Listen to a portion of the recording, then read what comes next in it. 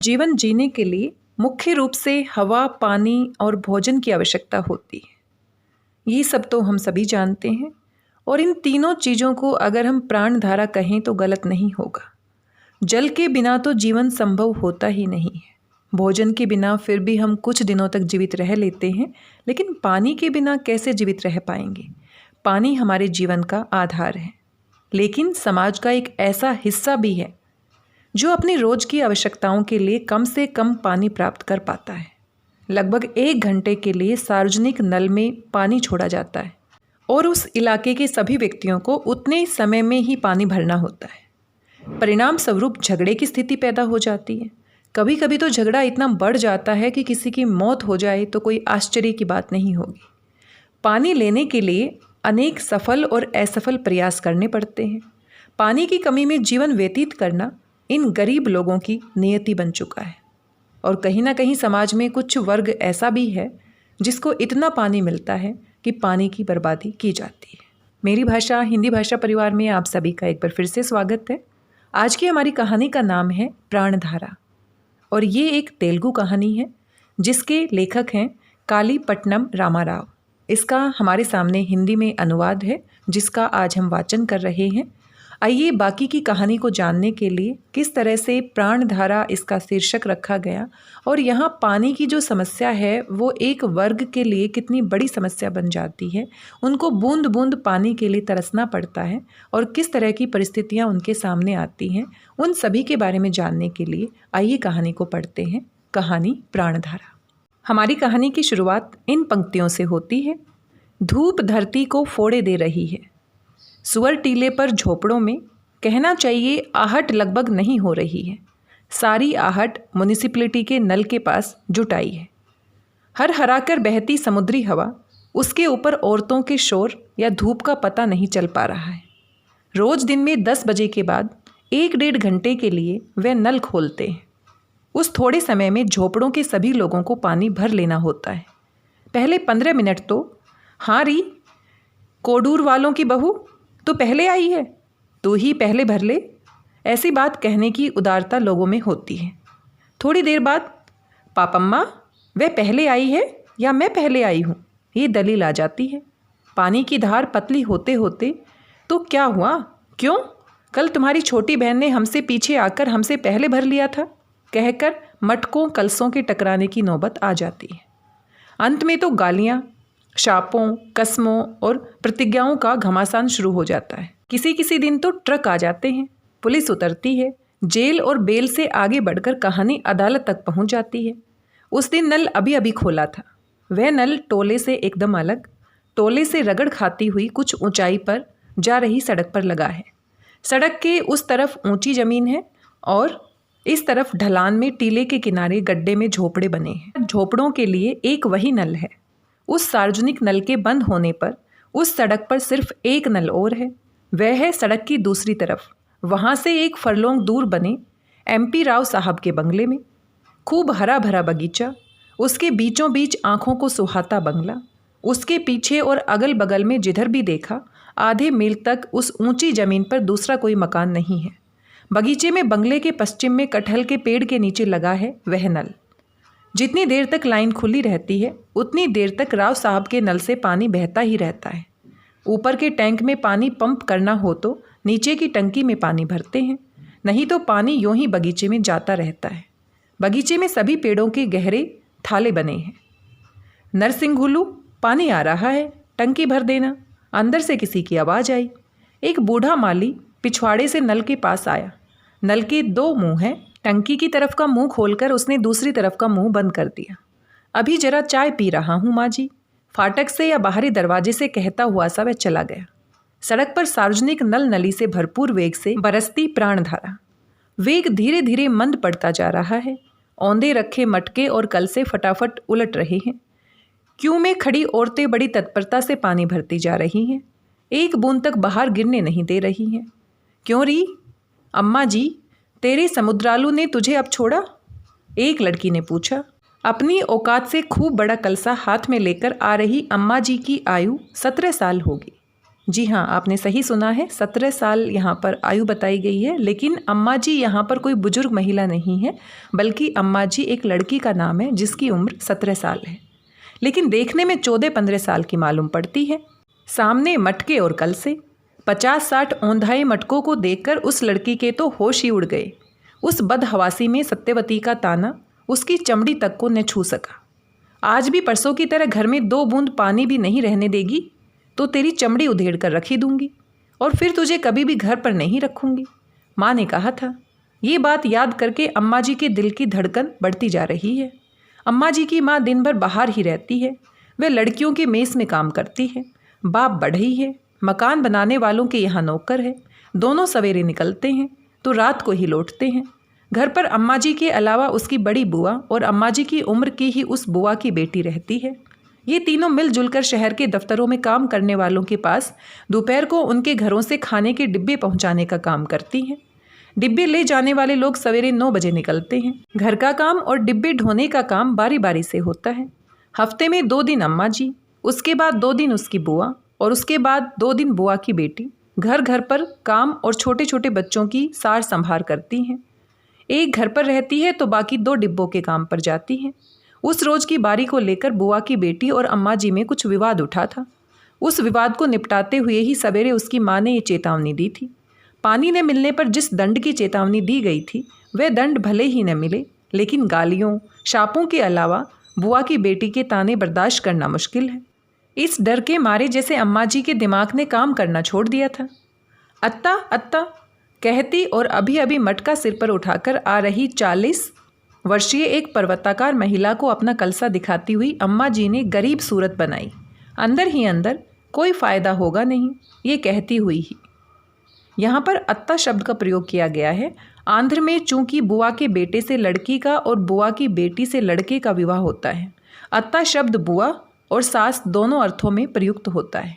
गांव के लड़के लड़कियां प्राय सभी पराई औरतों को अत्ता कहते हैं। वाह मेरी रानी वाह, किस गांव का नाता है री मेरी बहू, मेरा कौन बेटा ले आया है तुझे, महिला ने ताना दिया। लगातार 3 घड़े शायद भरे हैं। महिला के होश हवाश उड़े हुए से हैं। उसके इस प्रेमालाप पर वहाँ कुछ लोग हंसे। महिला भी मुस्कुराती हुई चली गई। अम्मा जी को मुंह छिपाने की जगह नहीं मिली। उमड़ते आंसुओं को रोकती हुई मुंह पलटकर वह खड़ी रह गई। अजब लड़का है समुद्रालू, जब भी आता है ठीक काम के वक्त ही आता है। 1 मिनट करके घंटों बातों में उलझाए रखता है। वह 10 बार मिलता है तो कम से कम 4 बार तो अम्मा जी को खरी खोटी सुननी ही पड़ती है। इस बार आएगा तो सख्ती से कहना पड़ेगा, लेकिन वह कह नहीं सकती। ये बात उस लड़की के मन को अच्छी तरह मालूम है। ये क्या, इन सब के भरने से पहले हमें पानी नहीं मिलेगा? अम्मा जी के बाद आई एक दूसरी लड़की ने कहा। उस लड़की का धोती पहनने का ढंग और खोपा बांधने का तरीका देखकर लगता है जैसे देहात से अभी अभी आई है। अम्मा जी ने पहले कभी उसे नहीं देखा है। 1 घंटा ठहर कर आना, तब तुम्ही को सबसे पहले पानी मिलेगा। अभी अभी अम्मा जी पर जिसने छींटा कसा था उसी सत्यवती ने कहा। तबीटम्मा ने सफाई दी कि देर से आने का कारण उसकी लापरवाही नहीं है। दूध पीती बच्ची देर तक सोई नहीं, उसे रखवाला घर में आगे पीछे कोई नहीं। बच्ची को दूध पिलाकर सुलाते सुलाते इतना वक्त हो गया है। इस तरह की करुण कहानियां सुन सुनकर वहाँ के लोगों के दिल पत्थर हो गए हैं। अब लोगों ने ऐसी बातें सुनना ही छोड़ दिया है। मंद ध्वनि के साथ घड़ों की भरती जीवन धारा के सामने जो पहले घड़ा लगा देता है, पानी उसी को मिलता है। पिछड़ने वालों का काम पिछड़ ही जाता है। इसमें किसी की कोई जिम्मेदारी नहीं है। क्यों री लड़की, उस दिन की तरह बंगले पर चले क्या? सत्यवती ने पूछा। यही चाल होती है इस लड़की की, इसलिए देर से आने वाले सभी लोगों ने उसका नाम ले लेकर बात करती है। बंगले के बारे में ही सोच रही अम्मा जी को यह अपशकुन सा लगा। सत्यवती के साथ कहीं जाने से उसे डर लगता है। वह हर कहीं आज़ादी से घुस पड़ती है। वह आज़ादी कभी कभी तो खूब काम करती है, लेकिन कभी कभी उल्टी भी पड़ जाती है। अम्मा जी सोच ही रही थी कि तुम उन लोगों को जानती हो? तबीटम्मा ने पूछा। सत्यवती ने बताया कि अम्मा जी उनको जानती है। बहना बहना, तुम्हें बड़ा पुत्र होगा। मांड बनाने के लिए खपडोई भर पानी भी घर में नहीं है, मुझे भी ले जाओ। तबीटम्मा ने चिरोरी की। अम्मा जी कुछ बोली नहीं, कलसा कंधे पर रखकर चल दी। सत्यवती और तबीटम्मा बतियाती हुई उसके पीछे होली। तबीटम्मा कहती रही कि वह नररस रावपेट के पास किसी गांव की रहने वाली है। उनका आदमी 6 महीने पहले यहाँ आया था। पहले वह अपने गांव में मजदूरी करता था और अब यहाँ रिक्शा चलाता है। उनकी 2 साल का बेटा है और 3 महीने की बेटी है। लड़का यहाँ नहीं है। नई जगह पर संभालना मुश्किल होता है, इसलिए नानी ने उसे अपने पास रख लिया है। यहाँ आए कितने दिन हो गए? सत्यवती ने पूछा। ज़्यादा नहीं, 10-15 दिन ही हुए हैं। हम लोग यहाँ 10 बरस से रह रहे हैं। जब मैं आई थी तब ये बंगला नहीं था, नया नया बन ही रहा था। ये कौन लोग हैं? तविटम्मा ने पूछा। शहरों में जात पात की बात जल्दी से नहीं पता चलती, यहाँ बात सारी ओहदे की होती है। सुनते हैं कि शहर में उनका कोई बहुत बड़ा काम है। उनके अपने इस्तेमाल के लिए एक और उनके परिवार वालों के इस्तेमाल के लिए एक, कुल 2 कारें उनके पास हैं। ये बताकर सत्यवती ने आगे आगे चल रही अम्मा जी से पूछा, क्यों री अम्मा जी, ये साहब काम क्या करते हैं? सुनते हैं कि राव साहब अंग्रेज़ों की किसी कंपनी में बड़े मैनेजर हैं। अम्मा जी को भी उनके बारे में ज़्यादा कुछ मालूम नहीं है। जब उनका बंगला बन रहा था तब अम्मा जी का पिता वहाँ बढ़ई का काम करता था। उसी परिचय की वजह से एक बार बेटी को ले जाकर पिता ने कहा था, कभी ये लड़की आए तो एक कलसा पानी भरने दीजिएगा। आप लोग बढ़ई हैं क्या? तविटम्मा ने पूछा। नहीं, पेरी की हैं, अम्मा जी ने जवाब दिया। पेरी की आंध्र की एक छोटी जाति होती है। जो बढ़ई नहीं है वे बसूले का काम कैसे कर सकते हैं? ये तविटम्मा की समझ में नहीं आया। बेसुधी में बतियाती हुई मेन गेट के पास पहुंची तीनों लड़कियां एकदम सहम उठी।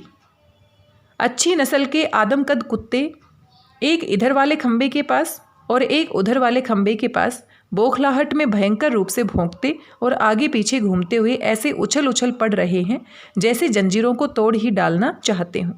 उनका मुंह देखते ही तविटम्मा के होश उड़ गए। वह बाप रे कहकर एकदम भाग पड़ी। उसकी झल्लाहट में भी अम्मा जी हंसी रोक नहीं सकी। सत्यवती कलसा नीचे छोड़कर हंसने लगी। उसके पेट में जैसे बल पड़ गए। तविटम्मा तिलमिला उठी। उसे पहले कभी किसी पर इतना गुस्सा नहीं आया था। उसका चेहरा तमतमाया और अपनी बड़ी बड़ी झिलमिल आंखों से उसने उन दोनों की ओर आक्रोश से देखा। पहले अम्मा जी ने अपनी हंसी रोकी, बाद में सत्यवती संभली। आ रही लड़की, वो कुछ नहीं करेंगे, बंधे हैं, अम्मा जी ने कहा। अंदर से किसी ने आवाज़ दी। उस आवाज़ से कुत्तों ने भौंकना बंद कर दिया। धड़कते दिल से पूरे बदन को आंचल से ढकती हुई तविटम्मा आगे की ओर सरक आई। शेरों जैसे दोनों कुत्ते भोले भाले बिलोटों की तरह जाकर उनके लिए रखी हुई चौकियों पर चढ़कर अत्यंत शांत भाव से लेट गए। बस यही होता है री, इस शहर में किसी भी बड़े आदमी की ड्योढ़ी पर आओ तो घरवालों से पहले उनके कुत्ते ही अगवानी करते हैं। हम सहरातियों की यही अगवानी है, कहकर सत्यवती हंसी। इतने में कौन है कहता हुआ बाहरी दरवाज़ा खोलकर 22-23 बरस का एक लड़का बाहर आया। ये साहबजादा बड़े साहब का सबसे छोटा बेटा है, इतना अम्मा जी को याद है। छोटे साहब धारीदार सुंदर पजामा और टेरिलिन की शर्ट पहने हैं। हाथ में एक बड़ा सा अखबार लगता है कि पढ़ते पढ़ते ही आए हैं। तर्जनी पन्नों के बीच में है तरोताज़ा और तीखे नाक नक्श वाला और काले फ्रेम का चश्मा चढ़ा उसका चेहरा बहुत नाजुक मालूम पड़ रहा है। आंखें तेज हैं। लड़कियां कुछ कहती इससे पहले ही शेषु कौन है रे कहती हुई प्यारी प्यारी बातें करने वाली 16 साल की एक लड़की भी वहाँ आ गई। बाहर आते ही उस लड़की ने सिर हिलाते हुए कहा, ओह। उसने ये उस भाव से कहा जैसे कह रही हो, अच्छा मैं समझ गई। उस साहबजादी को देखने पर लगता है कि वह शेषु बाबू की छोटी बहन या बड़ी बहन की बेटी होगी। 7 चमेलियों के वजन की राजकुमारी की तरह कृष्णांगी और सुकुमार वह लड़की बहुत पतली है और मृदुल सोनपरी जैसी लग रही है। वह हल्के गुलाबी रंग का झीना दुपट्टा डाले हुए है जिसमें से उसका पतला मुलायम पेट झलक रहा है। अध उभरे उरोजों के सुंदर उठान को रेखांकित करता एक लॉकेट उसके गले में लटक रहा है। उस लड़की के बाहर निकलते ही मंद मंद मुस्कुराते हुए शेषु बाबू ने कहा, पानी के लिए शायद आई हैं। पानी नहीं है, जाओ जाओ। गालों पर बिखरी लटों को ऊपर करती हुई और बोहें उठाकर सलोनेपन के साथ सिर हिलाती हुई वह लड़की बोली, पानी ही के लिए। सत्यवती और तविटम्मा ने हाँ में सिर हिलाया। पानी नहीं है, जाओ जाओ, गंभीर होकर लड़की ने कहा। इस पर उन तीनों चेहरों के मुरझाते ही वह लड़के की ओर मुड़ी और मुंह दबाकर किलकी, हंसने लगी। चश्मा ढीला होने की वजह से शेषु बाबू सिर उठाकर कांचों के ऊपर से देख रहा है। उसकी नजरें अम्मा जी पर टिकी है। सोनपरी अंग्रेजी में कुछ बुदबुदाई। शट अप, कहते हुए शेषू बाबू ने झट से मुंह पलट लिया। गोरी लड़की जोर जोर से हंसती हुई कुछ कह रही है। हंसी रोकना मुश्किल हो गया तो शेषू बाबू अंदर की तरफ दौड़ा।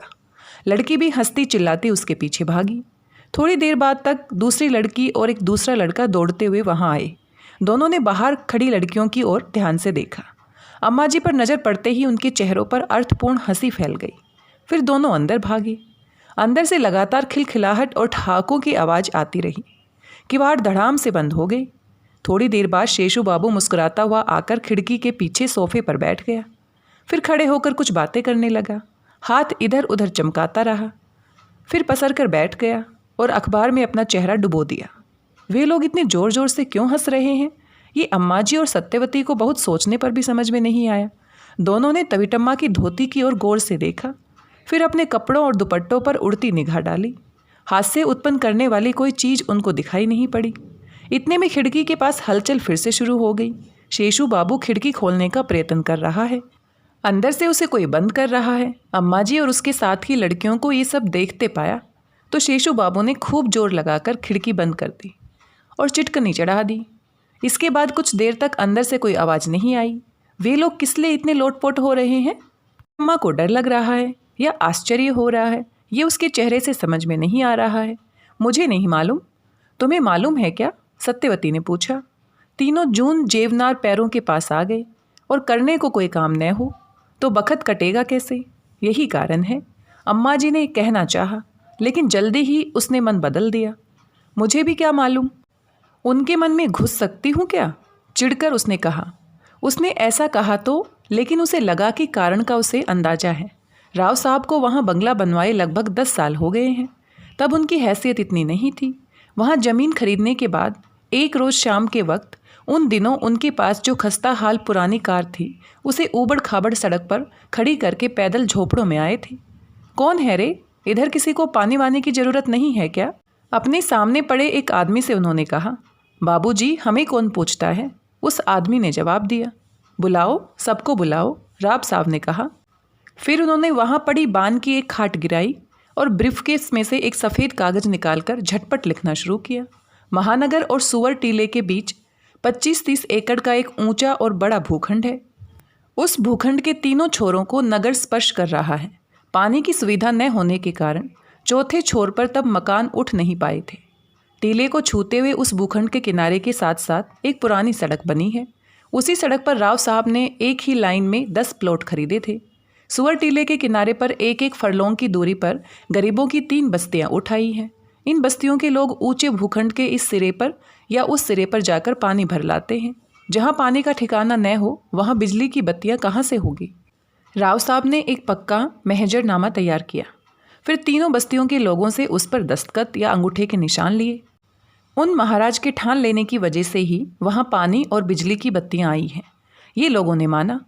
कौन सा नल कहाँ लगेगा, कौन सी बत्ती कहाँ रहेगी, इसकी सारी व्यवस्था कर्मचारियों के साथ स्वयं आकर उन्होंने करवाई थी। ये काम पूरा होने के 6 ही महीने के अंदर उन्होंने बंगले का काम शुरू कर दिया था।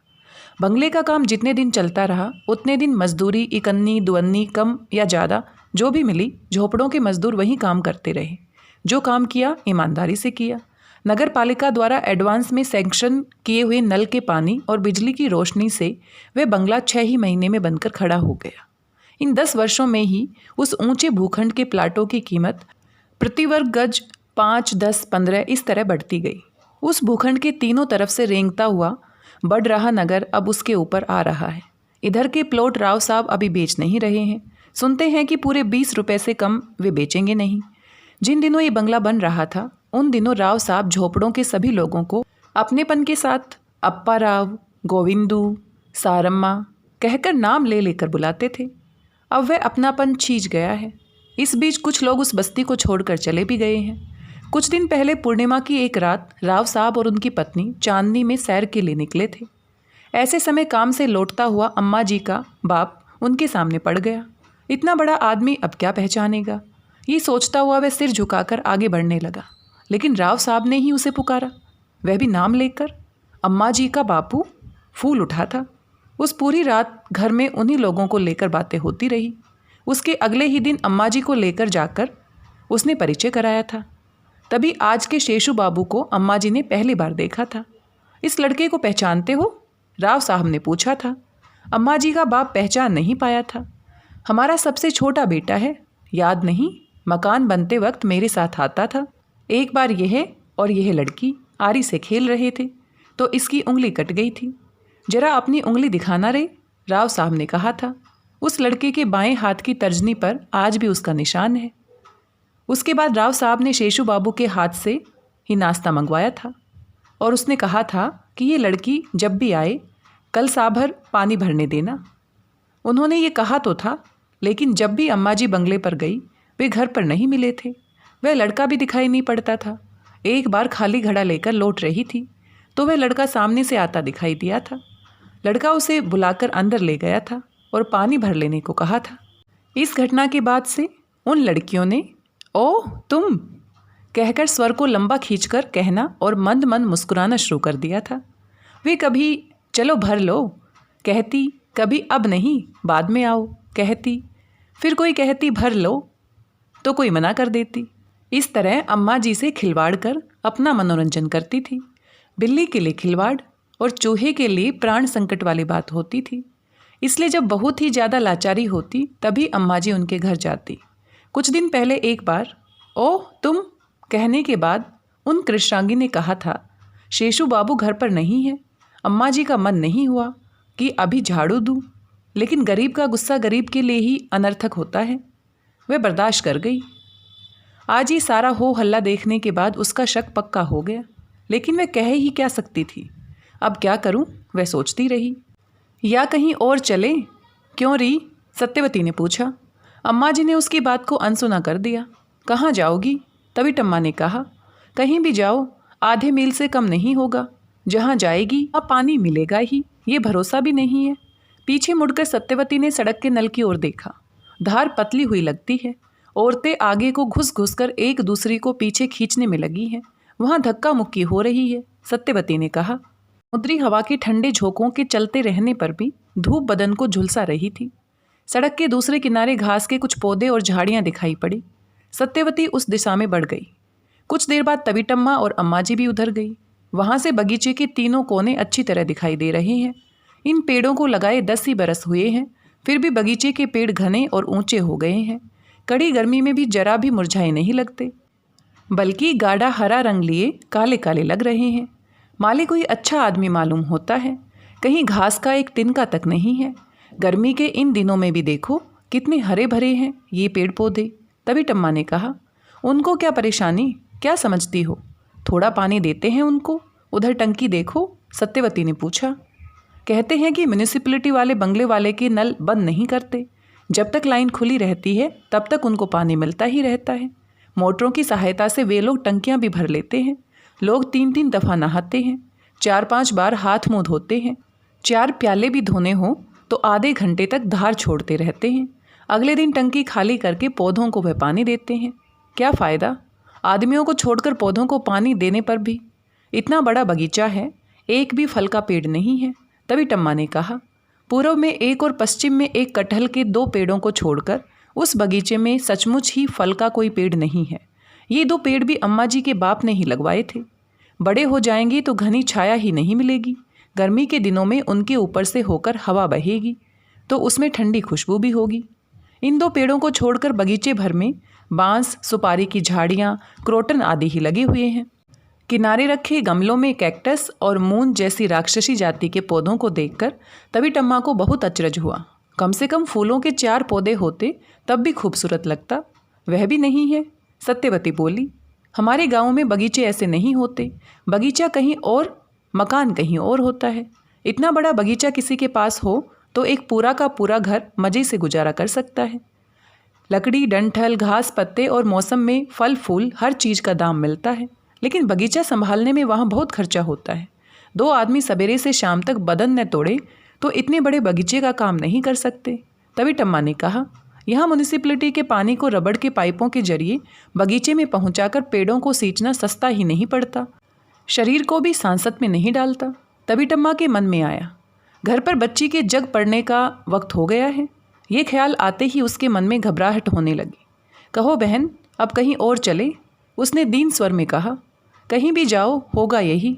बता रही अम्मा जी, अब तू पुकारेगी या मैं पुकारूं घर वालों को? सत्यवती ने पूछा। कुछ देर तक दोनों में तू पुकार होता रहा। तो मैं ही पुकारती हूँ, डरती हूँ क्या? कहकर सत्यवती आगे बढ़ी। तभी ठक करके बाहर का दरवाज़ा ऐसे खुला जैसे आंधी से खुल पड़ा हो। कौन है रे? कहा नहीं तुमसे कि पानी नहीं है, जाते क्यों नहीं? अधेड़ उम्र की एक महिला बाहर आई। बोलने सत्यवती ने अम्मा जी को खोंचा। वह क्या बोलेगी? पानी किसी को नहीं मिलेगा, जाओ जाओ, गृहिणी ने कहा। खिड़की जाने कब खुल गई थी, वहाँ लड़कियाँ खी करके हंस रही हैं। फिर भी सत्यवती ने अपने को संभाला। एक एक कलसा बस अम्मा, उसने अनुनय के स्वर में कहा। क्या शोर मचा रखा है? घर में बच्चों को पढ़ने नहीं दोगी क्या? जाओ जाओ यहाँ से, गृहिणी ने झिड़क दिया। तभी टमा की ओर इशारा करके सत्यवती ने कहा कि वह दूध पीते बच्चे की माँ है, और ये भी कहा कि हम दोनों के भी परिवार बड़े हैं, पानी कहीं नहीं मिल रहा है, यहाँ तक कलसा भर मिल जाए तो दूसरी जगह जाएंगी। सत्यवती के मांगने के तरीके की वजह से या उसके पीछे खड़ी अम्मा जी और तवीटम्मा की आंखों से बरसते अनुनय विनय की वजह से गृहिणी कुछ नरम पड़ने लगी। अब मान जाएगी, अब मान ही जाएगी। तीनों यही सोच रही थी कि अंदर से एक वृद्धा बाहर आई। तुम नहीं जानती बेटी, आज दया दिखाकर पानी दे दो तो ये कल फिर हमारे ही घर पर आधमकेंगी। एक को दो तो 100 को देना पड़ेगा। बाद में बुरा बनने से तो शुरू में बुरा बनना ज़्यादा अच्छा होता है। भेज दो उनको, गृहिणी से उसने कहा। गृहिणी असमंजस में पड़ गई। तभी वृद्धा ने धमकी दी। क्यों री, चुपचाप चली जाओगी या कुत्ते छोड़ दूं? जाने कुत्ते वृद्धा के स्वर से समझ गए या उनकी नज़रों से। सिर उठाकर उनकी ओर और गेट के बाहर आधे रास्ते में खड़ी सत्यवती की ओर बारी बारी से देखने लगे। सत्यवती में भय के बदले आक्रोश जागा। एक बार अम्मा जी की ओर देखने के बाद वह जोश के साथ आगे बढ़ आई और बोली, खोल दो माई, खोल दो। सड़क पर खड़े लोगों को कुत्तों से कैसे कटवाओगी, ये मैं भी देखती हूँ। कौन है रे उधर? बच्चों इधर आओ। अंदर के पोते पोतियों को लक्ष्य करके वृद्धा ने पुकारा। बच्चे दहलीज पर आ गए पर कुत्तों के पास नहीं गए। क्या बात है माँ जी, क्यों शोर हो रहा है? बात क्या है? कहता हुआ माली अहाते के फाटक के पास दिखाई पड़ा। वह बड़े बाबू साहब के दिए हुए रेशमी कुर्ते में दुबला और छोटे बाबू के पहनकर छोड़े हुए खाकी नीकर में मोटा मालूम हो रहा है। इधर सड़क पर लड़कियों ने और उधर अंदर वृद्धा ने जो बीता था वह सब अपने अपने शब्दों में बयान किया। लगा जैसे मालकिन की बातों के सिवा उन लड़कियों की बातें माली के दिमाग में घुसी ही नहीं। जाओ जाओ, माँ जी को गुस्सा मत दिलाओ। तुम 3 को देने से काम हो जाएगा क्या? उन सबको देखो। पीछे कुछ दूरी पर चले आ रहे खाली कलसों और घड़ों की ओर इशारा करते हुए उसने कहा। सड़क पर का नल शायद बंद हो चुका है। खाली कल से लिए स्त्रियां पानी के संधान में इधर उधर निकल पड़ी थी। माली को अपनी मालकिन का ही पक्ष लेकर बात करते सुना तो सत्यवती जल उठी। उसने मन में कहा, पानी तो मिलने से रहा, अब कम से कम रार ही क्यों न बढ़ाऊं। झट से पीछे मुड़कर वह खूब जोर से चिल्लाई, अरे आओ तुम भी, ये लोग हम पर कुत्ते छोड़ रहे हैं। सब स्त्रियां ठिठक कर उन लोगों की ओर देखने लगी। क्यों रही लड़की, क्या ज़बरदस्ती है? घर पर फौज ले आएगी क्या? वृद्धा ने कहा। अब सचमुच ही तुम पर कुत्ते छोड़ने पड़ेंगे, माली ने कहा। खोल दो ने, चुनौती के स्वर में सत्यवती बोली। सत्यवती की पुकार सुनकर स्त्रियों ने शायद ही समझा कि यहाँ पानी मिलेगा। वे एक दूसरे से होड़ लगाकर उधर दौड़ पड़ी। अच्छा तो ठीक है, अभी खोल देता हूँ, देखना, दृढ़ स्वर में कहकर माली कुत्तों की ओर बढ़ा। सत्यवती की धुकधुकी बढ़ गई। फिर भी जोर से वह बोली, खोल सकते हो तो खोल दो। ठीक है, अभी देखो। कहता हुआ इस बार माली सचमुच ही कुत्तों के पास पहुंच गया। कुत्ते झट से उठकर जोर जोर से भौंकने गुर्राने लगे और जंजीरों पर झूलते हुए बेताबी से दाएं बाएं ऐसे घूमने लगे जैसे सारी बात समझ गए हों। माहौल को तेजी से बिगड़ते देखा तो अंदर बैठा शेषु बाबू लपक कर बाहर आ गया। कुत्ते की पट्टी पर रखे माली के हाथ को शेषु बाबू ने झटक कर अलग कर दिया। चेहरे की चिढ़ और क्रोध को बाहर के लोगों की आंखों से बचाने के लिए दूसरी तरफ घूमकर उसने जोर से कहा, ठहर। अरे अरे ओ बुड्ढे, अगर तू मर्द है तो आज कुत्तों से हमें कटवा। तेरे घर में आए हैं या तेरे दरवाजे पर आए हैं हम? किस बात के लिए कटवाएगा, बता ने तू। कहकर इधर माली पर और उधर वृद्धा पर सत्यवती धौंस जमाने लगी। इतने में 10-15 कलसों, घड़ों और पतीलों के साथ 8-7 स्त्रियां और बच्चे फाटक के पास जमा हो गए। उन स्त्रियों से सत्यवती और अम्मा जी बंगले के लोगों को जाति और कुत्ते छोड़ने की धमकी के बारे में बताने लगी। वृद्धा और उनकी बहू भी फाटक के बाहर आकर अपने पक्ष की बात अपने तरीके से बयान करने लगी और अंत में वृद्धा ने उन स्त्रियों से पूछा, सुनो, तुम लोग मेरी बात। हमने ये कहा कि तुम लोग ज़बरदस्ती घर में घुसने की कोशिश करोगे तो हम कुत्ते छोड़ेंगे। हमने गलत कहा क्या? बाप रे बाप, कितना बड़ा झूठ है। सत्यवती की आंखें फैल गई। सबकी बात सुनने के बाद स्त्रियों में से एक अप्यायम्मा मध्यस्थ सी बनती हुई बीच में आ गई। ठहरो ठहरो कहते हुए हाथ उठाकर उसने दोनों पक्षों को शांत किया। फिर उसने वृद्धा से पूछा, क्या बात है मैया, क्या मामला है? उसका स्वर, उसकी अवस्था और पहनावा देखते ही वृद्धा की हिम्मत बंधी। आवाज़ कुछ धीमी करके यथासंभव सद्भाव के साथ वह बताने लगी, तुम ही बताओ बेटी, ये लोग पानी के लिए आई हैं। ये कोई सरकारी नल तो नहीं है ने? पैसा खर्च करके लगाया हुआ है। हर साल म्यूनिसिपैलिटी को हम टैक्स भी देते हैं। ऐसे में पहले हमारे बच्चों ने आकर मना किया, इन लोगों ने बात नहीं सुनी। फिर मैंने आकर मना किया, फिर हमारा माली आया तो वह लड़की कहती है, अगर तू मर्द है तो कुत्ता छोड़। देखो तो उंगली भर नहीं है लड़की। कहकर उंगली से सत्यवती की ओर वृद्धा ने इशारा किया। हमारे घर पर आकर कोई ज़बरदस्ती करेगा तो हम चुप रहेंगे क्या? इस वक्त मेरा लड़का होता तो अच्छा होता तो पता चलता। वृद्धा ने फिर कहा, क्यों, तुम्हारा बेटा होता तो क्या करता? हाथ पैर बंधवाकर जेल में डलवाता, यही न? अब ये काम तुम ही करवा दो ने। जैसे इनसे कहा था वैसे उनसे भी कह देना कि हम आपके घर पर चढ़ाई थी और पानी देने से मना किया तो मारने दौड़ी थी, और झूठ मूठ का मुकदमा भी चला देना। झूठ मूठ का मुकदमा कैसे? अब तुम सब यहाँ किस लिए हो? दंगा फसाद का मुकदमा चलाने के लिए ये काफ़ी नहीं है क्या? माली बोला। तुम चुप रहो भाई। माली को चुप कराकर वृद्धा सत्यवती से बोली, बात ये नहीं है भाई, तुमको अगर पानी चाहिए तो मांगने की जगह ये नहीं है, जाकर म्यूनिसिपैलिटी वालों से मांगो। वे लोग हमारा रोना धोना सुनने वाले होते तो इस गेट या उस गेट के पास रोज हम क्यों रोती फिरती माई?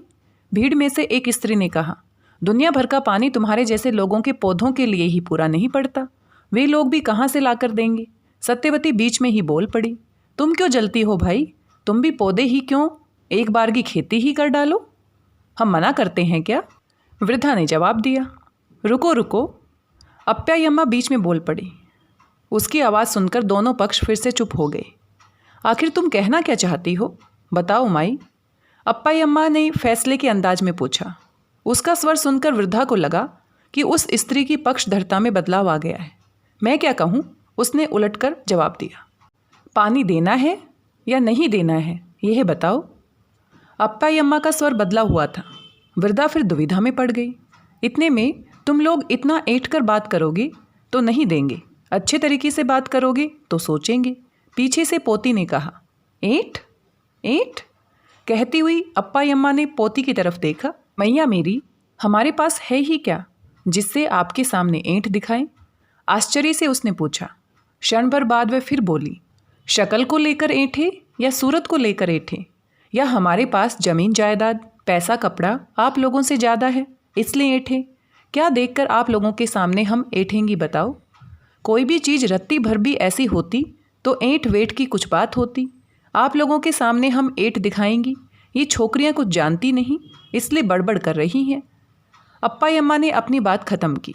ये बात तुमने अच्छी कही, वृद्धा ने मन में कहा। एक एक लड़की एक एक कलसा भर लेना, फिर कभी इधर भटकना नहीं, उसने बड़ी सख्ती से कहा। वृद्धा का इतना कहना था कि अप्पायम्मा फाटक खोलकर अंदर ऐसी घुसी जैसे अपने ही घर में घुस रही हो। आओ भाई आओ, सिर हिलाकर सबको रास्ता दिखाते हुए उसने कहा। सब स्त्रियां आगे बढ़ी, लेकिन अम्मा जी और सत्यवती अपनी जगह से हिली नहीं। ये देखकर अप्पायम्मा ने छिपाकर आंख दबाई। आओ रे लड़कियों, तुम भी आओ, गंगा है, जीने के लिए सबसे पहले गंगा चाहिए, उसके बाद ही अड़ना अकड़ना सब। पहले पानी भर लो। अप्पायम्मा बोली। ऐसा टुच्चा पानी भरे या न भरे, यहाँ हो या कहीं और, कलह और कलेश से पहले या बाद में किसी के आगे आंचल फैलाकर भीख लेने से इस जन्म में तो मुक्ति नहीं मिलेगी। सत्यवती आगे को सरकी, उसके पीछे तविटम्मा और अम्मा जी भी हिली। क्यों नहीं लड़की, हम एक कलसा और भरने जा रही हैं, चलेगी साथ? कलसा दरवाजे पर रखकर ओलती में घुस आई सत्यवती ने कहा। सत्यवती उस घर में पहली बार आई है। एक कमरे का छोटा सा झोंपड़ा। तविटम्मा अंदर दरवाजे के पास बैठकर गोद के बच्चे को पैरों से आहिस्ता आहिस्ता झुलाती हुई अपना दूध पिला रही है। सत्यवती को देखकर आंचल संभालती हुई बोली, बैठो लल्ली बैठो, उधर पीढ़ा। बिछाकर तनिक बैठो। उस घर के सामने एक बड़ी चट्टान है। उस पर पड़ी धूप की चोंद सीधे उस दरवाजे पर आ रही है। धूप और चट्टान की आंच मिलकर वहां दम लेने नहीं दे रही है। सत्यवती खाली फर्श पर ही बैठ गई। आंचल गिराकर उफ उफ करती हुई वह हवा झलने लगी। सड़क पर उतनी अच्छी तरह तो हवा चल रही है, लेकिन यहाँ लगता है कढ़ाई में डालकर कोई तल रहा है। सत्यवती बोली, यहाँ तो ऐसा ही रहता है। तभी टम्मा के माथे से, कंधों से और सिर से पूरे शरीर में पसीने की धारें बह रही हैं। पंखा नहीं है? सत्यवती ने इधर उधर ताका। नहीं है, जब से आई हूँ तब से रोज ही कहती हूँ, लेकिन उस आदमी का क्या बताऊँ, रोज ही भूल जाता है। तभी टम्मा ने शिकायत की, इस धूप में ज़्यादा नहीं तो कम से कम 2-3 घड़े पानी तो चाहिए ही चाहिए। जाने अभी कितने दरवाजे चढ़ने होंगे और कितने लोगों से छी छी सुननी पड़ेगी, कितने झमेले हैं। सत्यवती ने मायूसी से कहा, हर बरस ही ऐसा होता है या इसी बरस होता है? तभी टम्मा ने पूछा, जब से पैदा हुई हूँ यही देख रही हूँ। असल में इस बस्ती से लगा सनीचर ही ऐसा है। सत्यवती बोली। बच्ची एकाएक दूध पीकर छोड़कर जोर जोर से चीखें मारकर रोने लगी। तभी टम्मा नहीं नहीं नहीं कहकर पुचकारती और लोरी सी गाती हुई गोद में लेटी बच्ची को घुटने में झुलाने लगी। लेकिन बच्ची चुप नहीं हुई। मुट्ठियाँ कसकर और सारे चेहरे को विकृत बनाकर जोर जोर से ऐसे रोने लगी जैसे छत ही उड़ा देगी। बाप रे, कितना गुस्सा है इसे। तभी टम्मा ने कहा, क्या कहती है, दूध पूरा नहीं पड़ता क्या? सत्यवती दीठ जलाने के लिए बच्ची की कमर में बंधे मनकों और गले में लटकते ताबीज की ओर देखती रही। ठीक से पूरा नहीं पड़ता, असल में रोना इसलिए नहीं है, अपनी जान को ये पसीना भी तो एक है। धार पर धार बह रहा है, मुंह में नमक लगता है तो बच्चों को अच्छा नहीं लगता।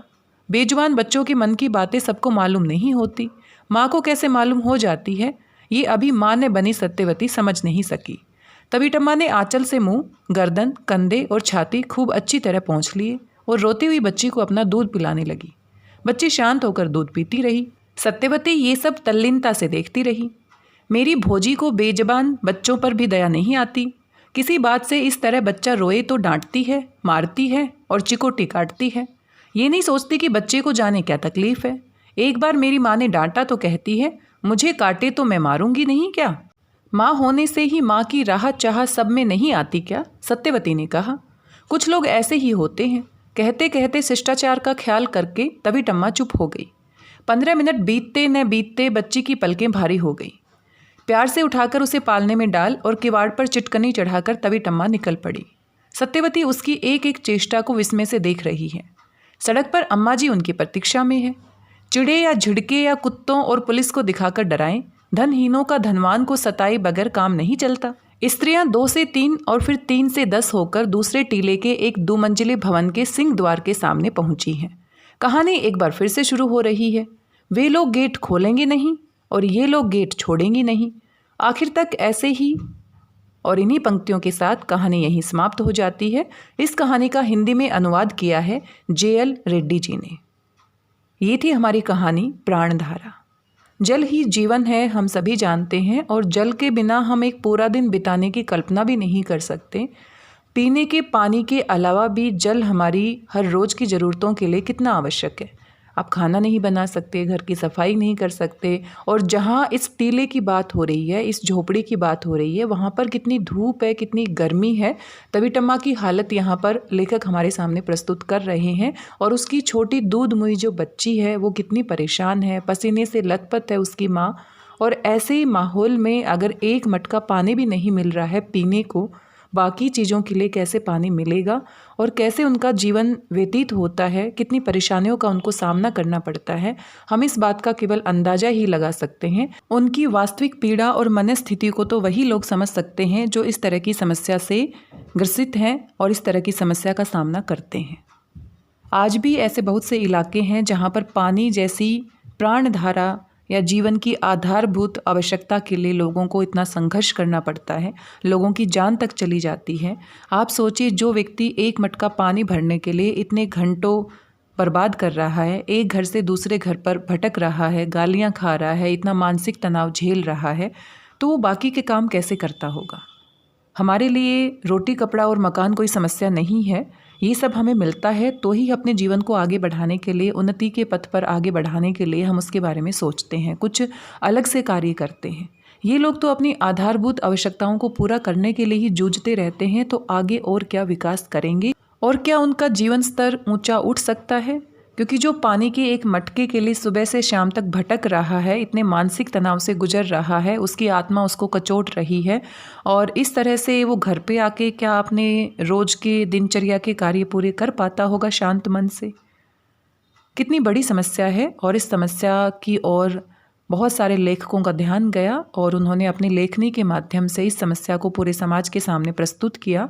पहले से और आज की स्थिति में काफ़ी परिवर्तन आ गया है, लेकिन कुछ हिस्सा आज भी अपने भारतवर्ष का ऐसा है जहाँ पर पानी जैसी आधारभूत आवश्यकता के लिए लोगों को भटकना पड़ता है, मानसिक तनाव झेलना पड़ता है, प्रताड़ना झेलनी पड़ती है। आपको ये कहानी कैसी लगी? आपके अपने क्या विचार हैं? हमारे साथ अवश्य साझा कीजिए। मिलते हैं किसी नई कहानी के साथ। तब तक स्वस्थ रहिए, व्यस्त रहिए, मस्त रहिए और पढ़ते रहिए। धन्यवाद, बहुत बहुत धन्यवाद।